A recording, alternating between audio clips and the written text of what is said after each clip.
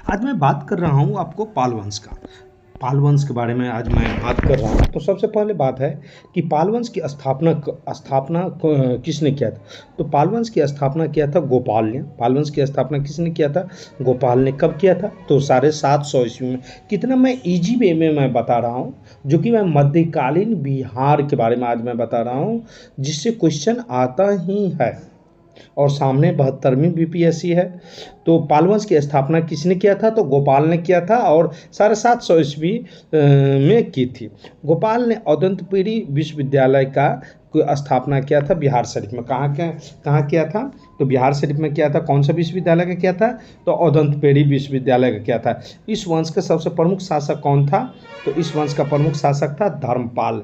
पाल वंश का सबसे प्रमुख शासक की यदि बात किया जाए तो धर्मपाल था। अब बात आता है कि धर्मपाल ने विक्रमशिला विश्वविद्यालय भागलपुर का स्थापना किया था। धर्मपाल जो है सो विक्रमशिला विश्वविद्यालय, जो कि बहुत चर्चित थे उस समय में, तो वह आपको धर्मपाल ने आपका उसका स्थापना किया था।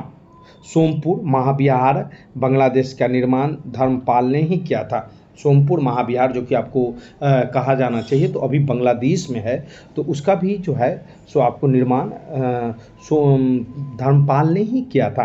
धर्मपाल त्रिपक्षीय संघर्ष प्रतिहार राष्ट्रकूटों से संघर्ष किया और धर्मपाल प्रतिहार शासक वत्सराज से पराजित हो गया। तो धर्मपाल क्या हुआ?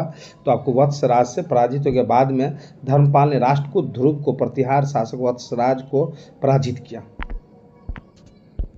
यदि बात किया जाए तो धर्मपाल ने उत्तरापथ स्वामी की उपाधि धारण की। धर्मपाल क्या किया था? तो उत्तरापथ स्वामी की आपको उपाधि धारण किया था।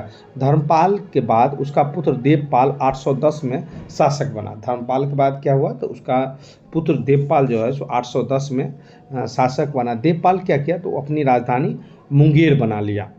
ठीक है। देवपाल ने जावा के शैलेंद्र वंशी शासक बालदेव पुत्र को नालंदा में महाविहार बनवाने के लिए 5 गांव जो है सो ध्यान में दे दिया। तो देवपाल क्या किया? तो आपको शैलेंद्र वंशी बालदेव पुत्र को नालंदा बिहार बनवाने के लिए 5 गांव ध्यान में दे दिया। देवपाल ने विग्रहपाल, महीपाल, रामपाल आदि ने शासन किया था। देवपाल के बाद क्या किया? तो विग्रहपाल आया, महीपाल आया, रामपाल इत्यादि आया था।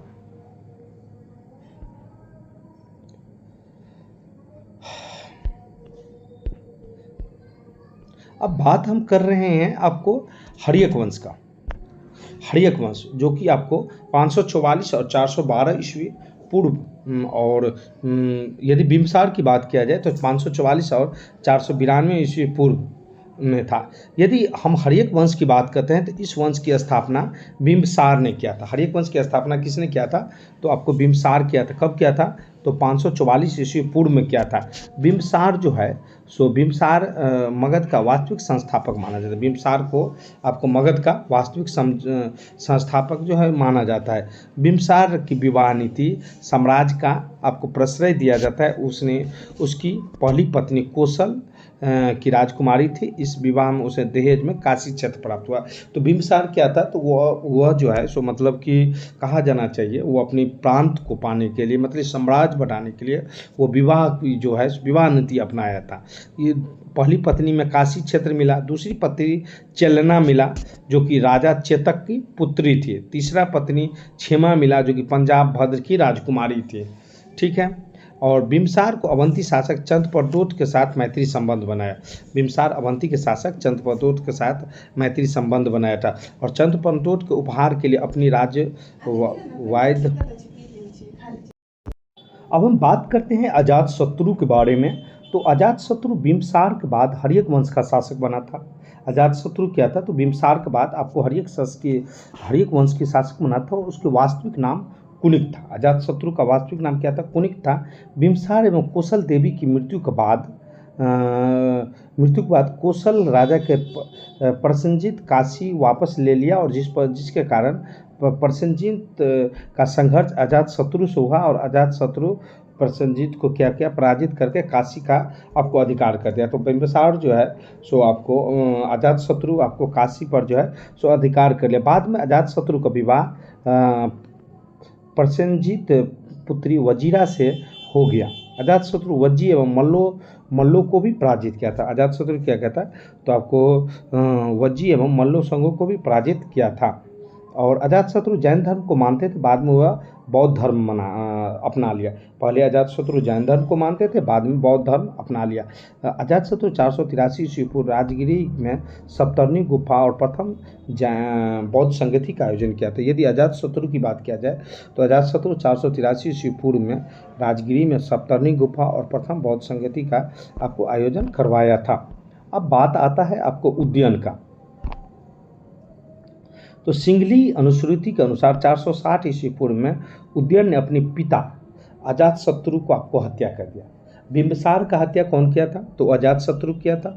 और अजातशत्रु की हत्या कौन कर दिया, तो 460 ईस्वी पूर्व जो है सो आपको उदयन ने अपने पिता अजातशत्रु को हत्या कर दिया। उदयन ने अपनी राजधानी राजगिरी से पाटलिपुत्रा कर लिया। उदयन जो था सो अपनी राजधानी राजगिरी से पाटलिपुत्रा कर दिया। उदयन के 3 पुत्र थे, अनिरुद्ध, मुंडक, नागदशक थे। नागदशक इस वंश का अंतिम शासक था। हर्यक वंश को पृथहंसा वंश भी कहा जाता है। तो हर्यक वंश को आपको क्या कहा जाता है, तो वो पृथहंसा वंश भी कहा जाता है। अब बात आता है शिशुनाग वंश का। तो शिशुनाग वंश की ऐसी बात है कि शिशुनाग वंश ने हर्यक वंश की जगह पर शिशुनाग वंश की आपको स्थापना किया था। शिशुनाग ने अपनी राजधानी कहाँ बनाया, तो वैशाली में बनाया था। शिशुनाग ने अवंती के राजा अवंतीवर्धन को पराजित कर अवंती से मगध में मिला लिया। इसके बाद वत्स कौशंबी को भी मिला लिया। 394 ईस्वी में शिशुनाग की क्या हुआ, तो मृत्यु के बाद कालाशोक मगध का शासक बना। पुराणों में इसे हम कालाशोक के समय में मगध की राजधानी पुनः पाटलिपुत्रा हो गया। तो शिशुनाग वंश के संस्थापक कौन थे, तो शिशुनाग हर्यक वंश के बाद शिशुनाग वंश के स्थापना हुआ। ठीक है, शिशुनाग वैशाली का आपको राजधानी बना लिया गया। अब बात आता है तुर्क शासन का। तो तुर्क शासन बख्तियार खिलजी के बारे में बात आता है कि बिहार में तुर्क सत्ता की स्थापना का वास्तविक श्रेय किसको दिया जाता है, तो वो बख्तियार खिलजी को दिया जाता है। आप इससे नोट्स भी बना सकते हैं क्योंकि इतना फ्रेश में लिखा हो। बख्तियार खिलजी कुतुबुद्दीन ऐबक का दास था। बख्तियार खिलजी जो था वो कुतुबुद्दीन ऐबक का दास था। बख्तियार खिलजी के आक्रमण के समय बिहार में छोटे छोटे शासकों ने शासन किया था और उत्तर बिहार में कर्नाट वंश का शासन था। बख्तियार खिलजी ने सबसे महत्वपूर्ण सफलता उदयपुर बिहार के आपको विजय से किया।